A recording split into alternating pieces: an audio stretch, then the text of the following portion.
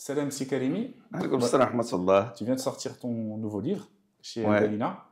Alors, est-ce que tu peux nous dire qu'est-ce qui t'a poussé à écrire ce livre?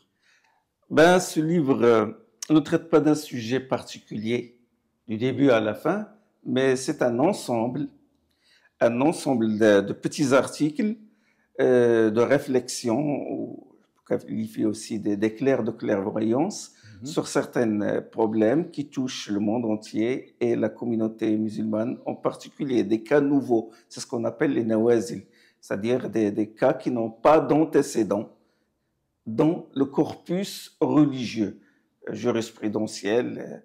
Et donc, ces cas doivent normalement interpeller tout prédicateur, tout moraliste, tout mufti, tout mujtahid. Il doit l'intégrer dans son ijtihad, parce que c'est des problèmes d'actualité.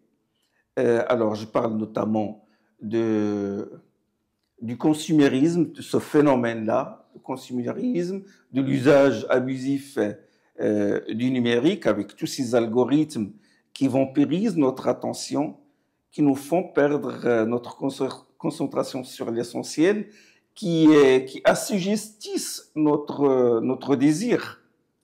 Parce que bon, les réseaux sociaux, ils soumettent les désirs à des profils culturels, socioprofessionnels, qui ressemblent à notre profil. Et donc, ils nous soumettent, ils nous assujettissent à ce genre de désir et détournent notre attention sur l'essentiel. Or, l'attention, la concentration sont des ingrédients de la méditation. Il comporte des réflexions aussi sur la médiocratie. La médiocratie, c'est la médiocrité en tant que système.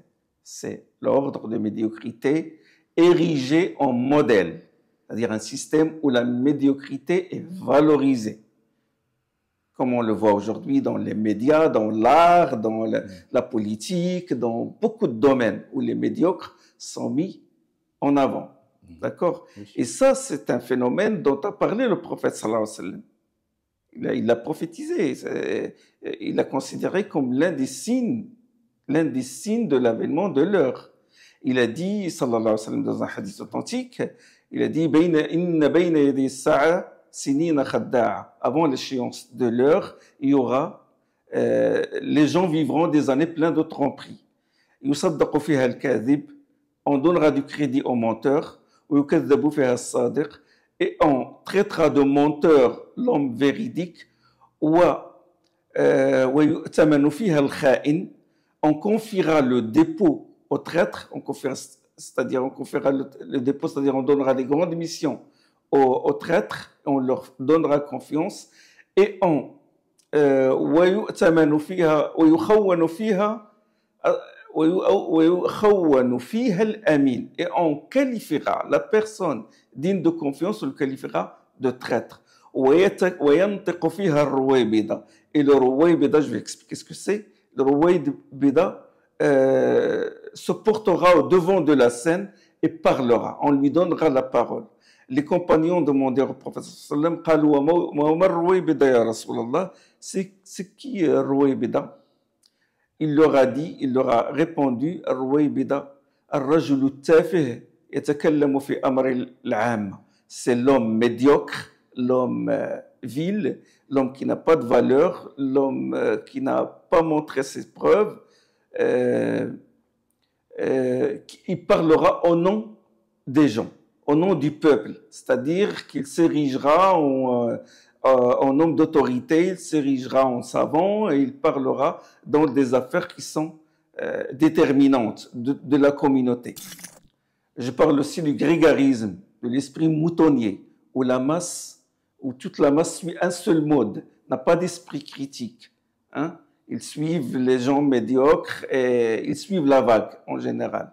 Je parle aussi de ce phénomène-là. Donc ça, c'est d'un côté. D'un autre côté, je parle du musulman, de certains comportements du musulman, de certaines pratiques et de certaines conceptions qui sont incompatibles avec l'esprit de l'islam, avec l'esprit esthétique de l'islam qui doit être valorisé. Mais normalement, on a tendance à en donner une mauvaise image de notre religion. Alors, Alors, je parle de certains comportements comme l'extrémisme religieux, la rigidité dans le comportement, la dureté, la fausse virilité, une conception monolithique de l'islam, comme quoi il n'y a qu'un seul avis, qu'il y a un seul statut juridique, qu'il n'y a pas de diversité, alors que la diversité fait partie intégrante de notre religion. Et tout cela, c'est le fruit de la méditation, dont le titre est Si on méditait.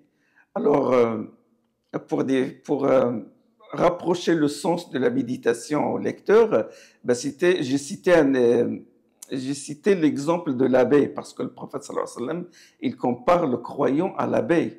Il a dit le croyant comparable à l'abeille, il ne se pose que sur ce qui est bon, et il n'en sort que ce qui est bon. Et l'abeille, qu'est-ce qu'elle fait? Bon, il butine dans les différentes arbres, les différentes fleurs et tout, et il nous donne un miel consistant, épuré, de belles couleurs, de belles odeurs, salutaires.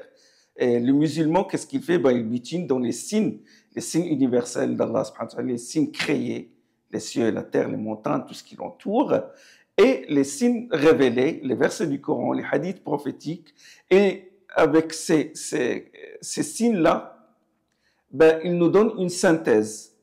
Et ce travail-là, ce processus-là, c'est la méditation.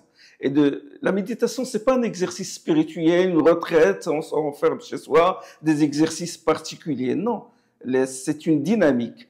Donc, le musulman, il intègre tout cela, tous ces signes-là, il regarde la réalité et il donne une synthèse de tout cela sous forme d'une œuvre salutaire, d'un livre, d'une pensée bénéfique, profitable, consistante et esthétique. Voilà ce que je peux dire au sujet de ce livre.